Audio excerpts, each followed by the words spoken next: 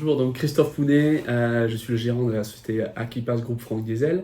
Donc l'entreprise a été créée en 1984 par Monsieur Franck, d'où le nom de Franck Diesel, parce que quand il a créé l'entreprise, à cette époque-là, il avait une activité qui était essentiellement de réparation de systèmes d'injection diesel, bien sûr aussi une activité de diagnostic et réparation sur la partie automobile et mécanique auto. On avait créé le site de Périgueux en 2008, voilà, et en 2019, on a créé le site de Bordeaux.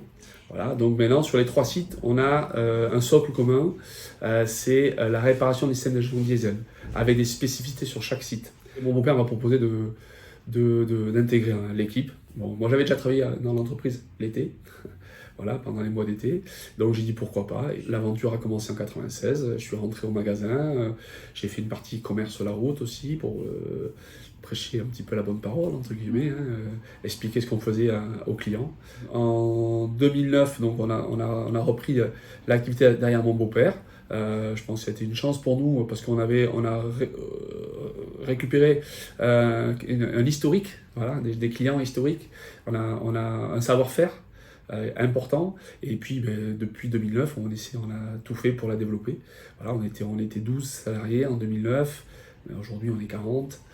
Voilà, on a sur 3 sites, on a développé d'autres activités, on a essayé de renforcer l'image de marque aussi.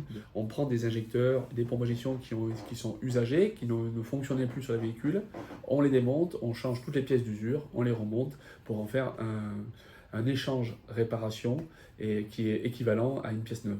Je pense qu'aujourd'hui, quand on rénove un véhicule et qu'on lui donne une seconde vie, c'est aussi vertueux qu'un véhicule électrique ou hybride neuf. Nous, on continue à évoluer, on s'intéresse aux véhicules électriques, aux véhicules hybrides. Donc demain, on réparera du véhicule électrique, on réparera du véhicule hybride. Demain, on aura des activités de rénovation de batterie.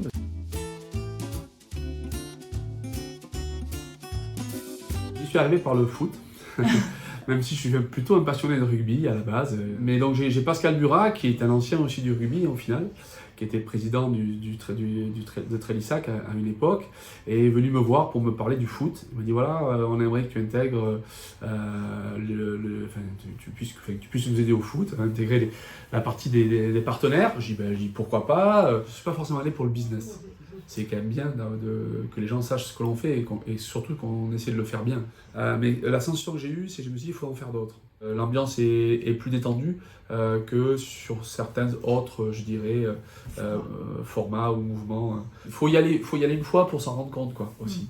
Et puis bon, des fois, on va visiter, je sais pas, quelqu'un qui fabrique du café, quelqu'un qui rénove des pièces, qui usine des pièces pour la partie aviation, des gens qui fabriquent des pièces pour le nucléaire.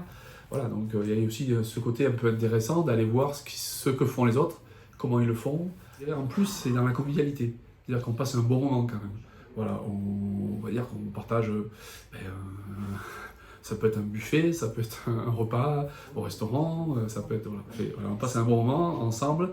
Et il y a des chefs d'entreprise aujourd'hui que je ne citerai pas les noms, mais qui ont quand même sur la tête de grosses sociétés et qui à certains moments se sont un peu lâchés, quoi, qui ont lâché prise et qui ont dit voilà, on a pu plaisanter, voilà. Enfin, c'est pas qu'une histoire je dirais de business, c'est ce que je veux dire.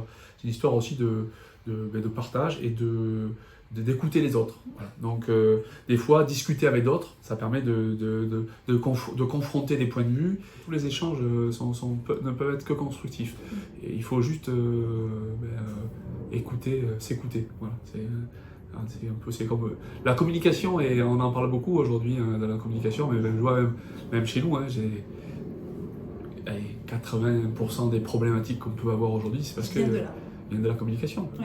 L'échange, la partie aussi, mise en relation avec d'autres. Voilà, ça peut être, c'est des choses comme ça qui peuvent nous aider à franchir des obstacles, quoi.